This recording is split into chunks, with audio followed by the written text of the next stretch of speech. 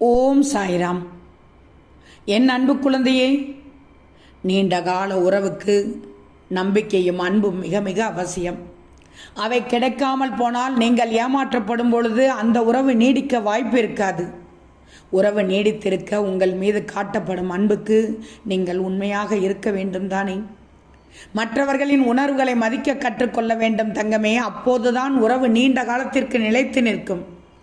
சமயம் கிடைக்கும் போதெல்லாம் அவ்வப்போது சின்ன சின்ன பரிசுகளை பரிமாறிக்கொள்வது மகிழ்ச்சியையும் உறவையும் நீடிக்க செய்யும்.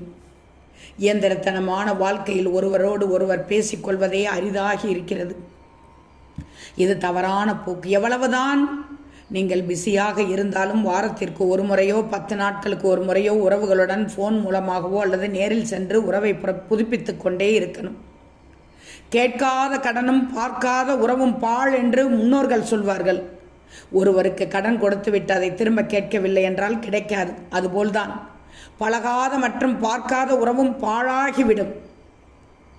எத்தனையோ வேலைகளுக்கு முக்கியத்துவம் கொடுக்கும் உங்கள் உறவை பேணி காப்பதில் முக்கியத்துவம் கொடுப்பது நல்லது தங்கமே.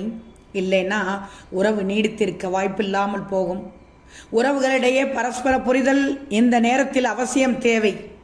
ஏகப்பட்ட எதிர்பார்ப்புகள் விட்டு கொடுத்து போகும் தன்மை குறைந்து போய்விட்டது. அன்பை விட பணமே பெரிது என்று எண்ணி உறவுகளை புறக்கணிப்பது போன்ற காரணத்தினால் உறவுகளில் பிரிவுகள் ஏற்பட்டு கொண்டிருக்கிறது. மற்றவர் மதிக்க வாழ வேண்டும் என்ற தேவையில்லாமல் நினைத்து தன் நிலைமைக்கு கீழே இருக்கும் உறவுகளோடு சரியாக பழகாமல் இருப்பது நல்ல உறவை முறித்துவிடும். இருப்பதை கொண்டு சிறப்போடு எளிமையாக வாழ நினைத்தால் அன்பான மிகவும் அனுசரணையான உறவுகள் கிடைக்கும் என்பதில் சந்தேகமில்லை.